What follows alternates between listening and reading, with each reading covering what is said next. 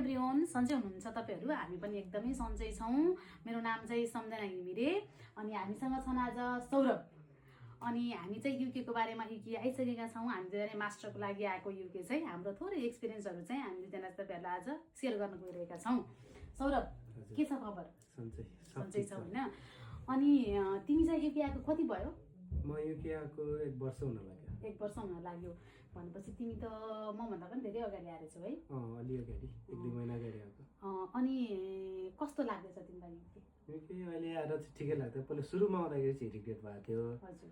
पछि अब बुझ्दै जाँदाखेरि स्ट्रगल गर्दै जाँदाखेरि चाहिँ मलाई चाहिँ राम्रै लाग्यो। राम्रै लाग्यो, नराम्रो चाहिँ छैन है, राम्रो नै छ, मलाई पनि त्यस्तै लाग्दैछ। अनि तिमी चाहिँ युके आइसकेपछि कामहरु पाउन चाहिँ कतिको डिफिकल्ट भयो तिमीलाई चाहिँ? मैले मेरो पर्सनल एक्सपिरियन्स चाहिँ मैले काम चाहिँ खोजिनँ है। मैले अब साथीहरू रुममेटहरूदेखि नै पाएको रिफरेन्स गरेर। हजुर हजुर। त्यस्तो स्ट्रगल चाहिँ भएन मेरो सुरु इनिसियल फेजमा, तर पछि चाहिँ अब गर्दै जाँदाखेरि चाहिँ अलिकति स्ट्रगल चाहिँ भएको थियो। भनेपछि युकेमा चाहिँ अलिकति रिफरेन्स नै बढी चल्छ है? अनि स्किल्स केही थियो कि तिमीसँग?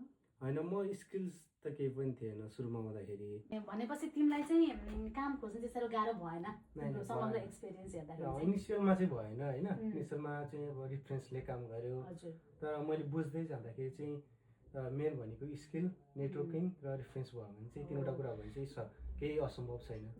मेन भनेको चाहिँ हामीले स्किल सिकेर आउनु पर्यो हैन? हाम्रो मेन इम्पोर्टेन्ट कुरा भनेको कसैले हामीलाई रिफरेन्स दिएला, हामी त्यहाँ गइएला, पर्फर्मेन्स देखाउने त आफूले नै हो नि त। आफूसँग स्किल्स छ भने चाहिँ आफूले गर्न सकियो, छैन भने त कसैले रिफरेन्स दिए पनि हामीलाई लगेर त्यही राखिदिए पनि हामीले गर्न सकेनौँ नि हैन? लास्टमा हेर्ने भनेको त हाम्रो पर्फर्मेन्स नै हो। त्यही भएर कोही आउँदै हुनुहुन्छ भने चाहिँ स्किल्स चाहिँ एकदमै इम्पोर्टेन्ट कुरा रहेछ भन्ने कुरा चाहिँ हाम्रो एक्सपिरियन्सबाट बुझियो है। अनि तिम्रो मास्टर्समा है तिमी आएको पनि? अब कहिले सकिन्छ तिम्रो कोर्स चाहिँ? मेरो एक्सटेन्डेड कोर्स हो। 15 महिने कोर्स हो तिम्रो पनि? अब अझ टाइम छ। भनेपछि टाइम छ अझै। अनि तिमीलाई चाहिँ के लाग्छ युके चाहिँ कस्तो हो? अब युके आएर चाहिँ अब कोही आउने भाइ बहिनीहरू हुनुहुन्छ भने युके आएर सेटल हुनको लागि चाहिँ के छ, आउँदा ठिक छ कि छैन कि तिमीलाई चाहिँ के लाग्छ थोरै भन्दैन? हैन, त्यो मान्छेको पर्सनल ओपिनियन हुन्छ यो कुरामा हैन। र मेरो पर्सनल ओपिनियन चाहिँ के भन्दाखेरि विदेश भनेको सिक्नलाई आउने हो, बस्नलाई आउने हैन भन्ने हो हैन। किन जति हामी नेपालमा गर्न सक्छौँ त्यो विदेशमा हामी कतै नि सक्दैनौँ। त्यो कुरा चाहिँ विदेश आएर पछि मात्र थाहा हुने हो नेपालको महत्त्व हैन। तर यो कुरा भन्दाखेरि विदेशमा आउने हो, सिक्ने हो, कमाउने हो, फर्किने हो। जुन यहाँ सिकेको कुरा नेपालमा इन्भेस्ट गर्ने हो त्यति नै हो। त्यही नै हो हैन। हामी चाहिँ अब यहाँ आइरहेका छौँ, हाम्रो देशमा भन्दा चाहिँ हामीले धेरै कुराहरू सिक्ने मौका पाइरहेका छौँ नि त, हो कि नै भन्नु त? अब ठिक छ, नट ब्याड युके पनि भन्न चाहन्छौ तिमीले चाहिँ हैन? त्यो हिसाबले अब जस्तो अहिले चाहिँ के छ भने हाम्रो युकेको रुल्स रेगुलेसनहरू पनि थोरै चेन्ज भइरहेको छ नि त। अनि कतिपयलाई चाहिँ अब युके गएर पनि सेटलमेन्ट चाहिँ अलिकति गाह्रो छ, अब नजाने कि भन्ने जस्तो भाइ बहिनी पनि हुन्छ होला हुन चाहिँ हैन? त्यसलाई तिमीले केही सजेसन दिन केही छ तिमीसँग? हैन, अब नेपालबाटै सेटल हुन्छु भनेर जान्छु भन्नु त्यो चाहिँ एउटा नराम्रो कुरा हो। अब युके पनि नेपालबाट आउँदाखेरि एज हामी अब कि त मास्टरमा हुने कि त ब्याचलरमा हुने हो हैन? यो यति छोटो एजमा चाहिँ म धेरै एचिभ गर्छु भन्नु त्यो एक्सपेक्टेसन राख्नु हुँदैन। अब हाम्रो एउटा नर्मल सोच चाहिँ के हुनुपर्छ भने म जान्छु, पढ्छु, सिक्छु, अनि हुन्छ नि अब एउटा आफ्नो प्लान त हुन्छ, त्यही अनुसार नै अगाडि बढ्ने हो। र मेन कुरा चाहिँ म सिक्छु भन्नलाई चाहिँ आउने हो पहिला हैन?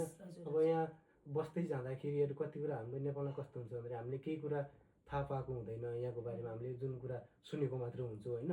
यहाँ आइसकेपछि बल्ल भोगिन्छ आफूले हैन? रियालिटी बल्ल थाहा हुन्छ कि यहाँ आइसकेपछि हैन? यहाँ अब आफूले काम गर्दै जाँदाखेरि कस्तो हुन्छ भन्दाखेरि खुला आकाश जस्तो हुन्छ क्या। नेपालमा चाहिँ हामी एउटा लिमिटेड ठाउँमा मात्र बसिरहेको थियो, लिमिटेड सर्कल थियो हाम्रो हैन? यहाँ पछि कस्तो हुन्छ हामीले थरी थरीका मान्छेहरूसँग भेट्ने मौकाहरू पाउँछ नि त। त्यो मौकाले गर्दा चाहिँ के हुन्छ भन्दाखेरि अब हामीले चाहिँ अपर्च्युनिटीहरू धेरै देख्न थाल्छौँ क्या। अनि मलाई मेरो पर्सनल ओपिनियन चाहिँ कस्तो भएको थियो भन्दाखेरि नेपालबाट आउँदाखेरि चाहिँ म युके जान्छु अनि सकिन्छ भने अस्ट्रेलिया जान्छु पछि भन्ने भएको थियो। तर मैले यहाँ आइसकेपछि के बुझेँ भन्दाखेरि अब हाम्रो यति मात्र होइन, अस्ट्रेलिया युके जानु मात्र होइन, सकिन्छ भने यति पनि गर्न सकिन्छ भन्ने जस्तो लाग्यो हैन? किनकि यो युके भनेको एउटा डेभलप कन्ट्री पनि हो। यहाँ त अपर्च्युनिटी आफूले एक्सप्लोर गर्न सकेको छ। अब हाम्रो इन्टेन्सन के हुन्छ भन्दाखेरि जाने कमाउने भन्ने मात्र हुन्छ, तर कमाउनैको लागि चाहिँ नआऊ भन्छु म होइन, सिक्नको लागि चाहिँ आऊ भन्छु। हो, केही कुरा सिक्नको लागि चाहिँ धेरै स्पेस छ, धेरै ठाउँ छ होइन, सिक्नको लागि चाहिँ आउन सक्नुहुन्छ। पैसै कमाउँछु भन्ने इन्टेन्सन लिएर आयो भने चाहिँ दुःख पनि पाइन्छ एकदमै होइन। अब केही कुराहरू सिक्छु, लर्निङ गर्छु भनेर आयो भने चाहिँ नट ब्याड, एकदमै राम्रो छ। आज हाम्रो सबैसँग चाहिँ छोटो मिठो कुराकानी गऱ्यौँ।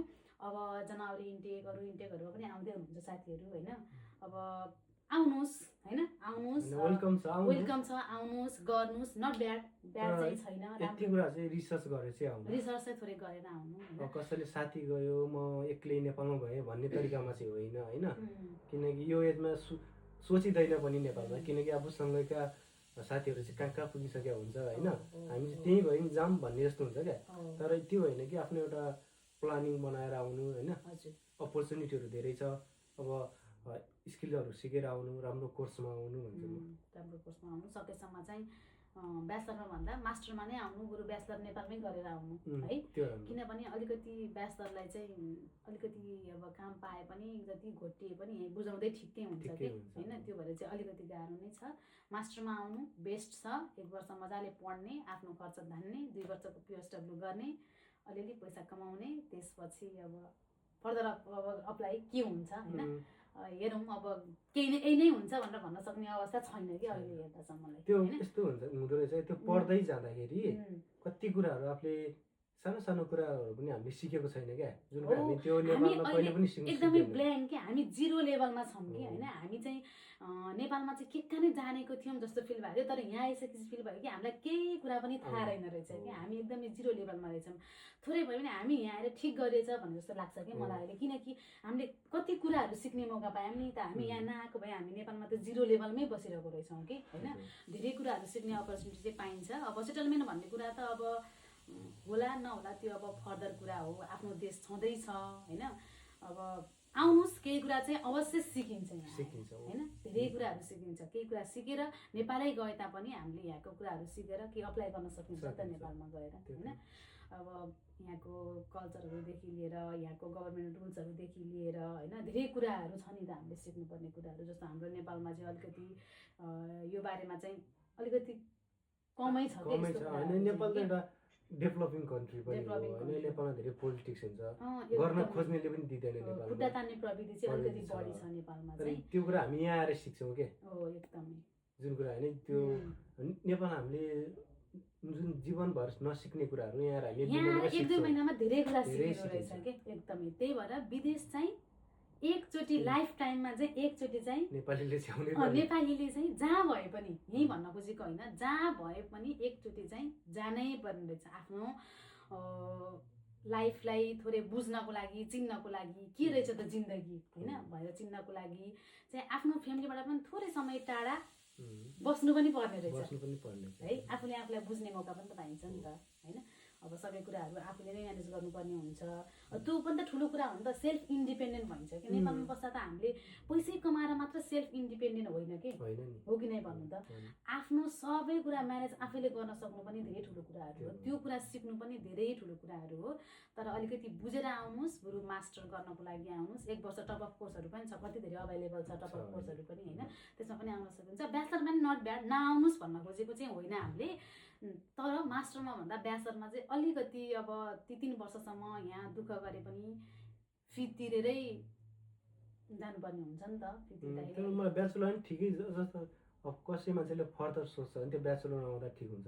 त्यो पनि हो फेरि, त्यसले त्यो 3 वर्षमा मास्टरमा भन्दा धेरै सिकिसकेको, कति धेरै कुरा सिकेको हुन्छ नि साँच्चै नै कि हो, एकदमै धेरै कुरा। अब फेरि त्यही यो ब्याचलर नेपालमा गरे नि 5 वर्ष मिनिमम, 5 वर्षसम्म त्यतिकै के हुन्छ नेपालमा गयो भने कलेज गयो होइन, घर आयो बस्यो, पढ्यो भने पढ्यो, नपढ्यो अनि फेरि बिहान उठ्यो कलेज गयो आयो मात्र हुन्छ। तर यहाँ चाहिँ त्यो हुँदैन कि होइन हो। तर ब्याचलरमा पनि नट ब्याड, अब अलिकति ब्याकअप चाहिँ राखेर आउनु। दुःख चाहिँ हुन्छ किनकि अब नेपालमै जस्तो मम्मीले पकाएको बाबाले पकाएको खाना खाएर कलेज गएर आए जस्तो चाहिँ हुँदैन। अलिकति चाहिँ होइन म केही गर्छु भन्नको लागि चाहिँ भन्ने मान्छेलाई चाहिँ ठिकै छ, स्ट्रगल पनि गर्नै पर्छ होइन, ठिकै छ। अनि ल आज हाम्रो छोटो मिठो कुराकानी सौरभसँग भयो होइन। कस्तो लाग्यो यहाँहरूलाई, जस्ताको तस्तै सेयर, लाइक, कमेन्ट र सब्सक्राइब गर्न चाहिँ नभुल्नु होला हाम्रो च्यानललाई। यस्तै भिडियोहरू हेर्नको लागि चाहिँ फेरि पनि हामी यस्तै हजुरहरूको डिमान्ड हुन्छ कस्तो खाले कन्टेन्टलाई ल्याउँदा ठिक हुन्छ भनेर अब तपाईँहरूले कमेन्ट गरे अनुसारले भिडियोहरू ल्याउनेछौँ। सौरभ केही छ तिम्रो लास्टमा भन्नुपर्ने भने भन्दै एकचोटि, अनि हामी चाहिँ दर्शकहरूलाई बाई बाई गर्छौँ। होइन मेरो त त्यही छ, अब आउने हो विदेश, एकचोटि आउनै पर्छ होइन। एकचोटि सिक्नलाई भने विदेश आउने हो, यहाँ आएर सिक्ने हो, कमाउने हो, जिन्दगी भन्ने कुरा बुझ्ने हो। त्यसपछि त छँदैछ अब के गर्ने भन्ने लाइफ त छँदैछ, बाँकी नै छ। 4 वर्ष गायक हुँदा केही फरक पर्दैन, धेरै कुरा सिकिन्छ, पोख्त भएर निस्किन्छौँ हामी त्यसपछि होइन। पैसै नकमाए पनि एक्सपिरियन्स त हुन्छ नि हामीसँग।